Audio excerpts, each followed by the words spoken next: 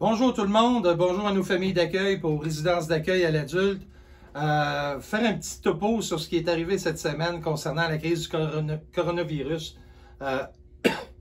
D'abord, vendredi le 13 mars, ça a commencé. On a commencé à avoir des contacts par vos présidentes régionales qui, en passant, ont fait un travail extraordinaire tout au long de la semaine. Et qui ont commencé à nous parler de cas problématiques concernant les visites en direct, les contacts directs par enfant. Donc, ça s'est poursuivi dimanche, ça c'est vendredi le 13, ça a commencé. Dimanche, on était entre autres en contact avec le ministère et là, ça a commencé à s'intensifier. Dimanche, lundi 16, là, c'était très intense. Là, vous nous avez acheminé par l'entremise de vos présidentes plein de cas que j'ai acheminés directement au bureau du ministre Carman afin de le sensibiliser sur la situation.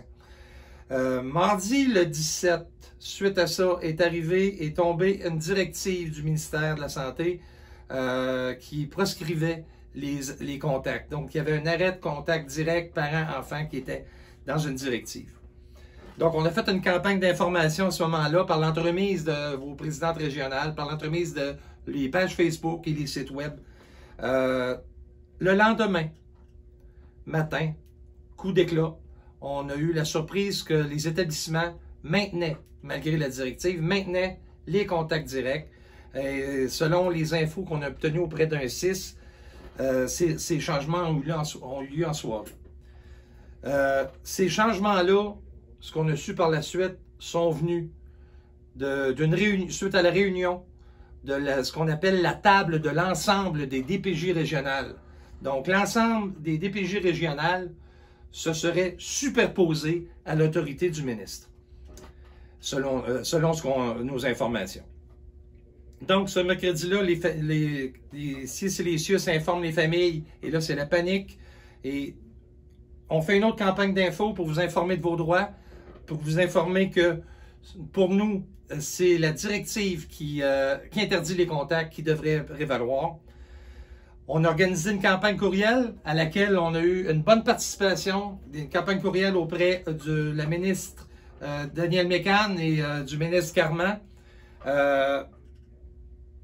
Donc, jeudi le 19, à l'émission Paul Arcan, le matin, le ministre Carman annonce sur ce sujet-là qu'il va y avoir une annonce en après-midi.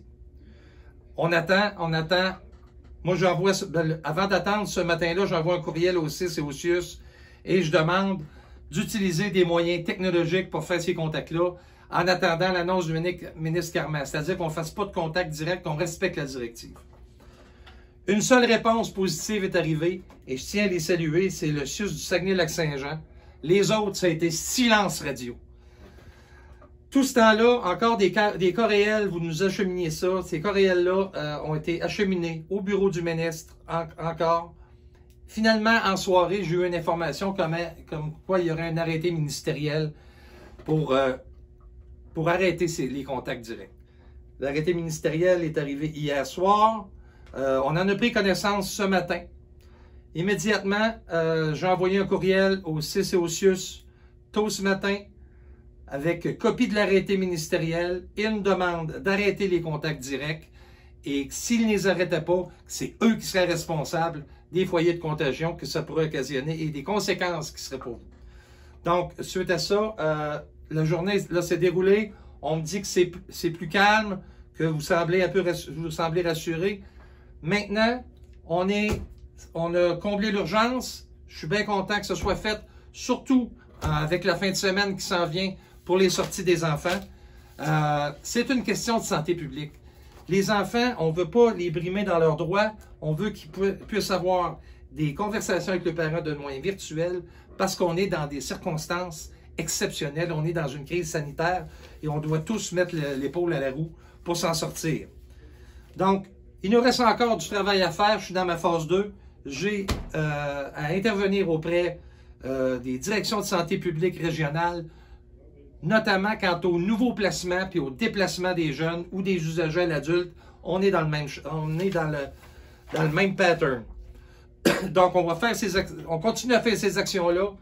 Sans vous, sans votre participation, puis sans vos présidentes régionales, ce ne serait pas arrivé. Il y en a d'autres qui peuvent s'approprier le travail qu'on a fait. ça ne nous dérange pas.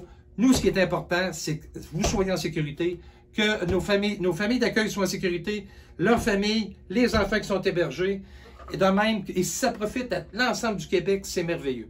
Donc, sur ce, je vous souhaite une bonne fin de semaine, puis nous autres, on continue de notre côté afin de protéger votre santé et sécurité.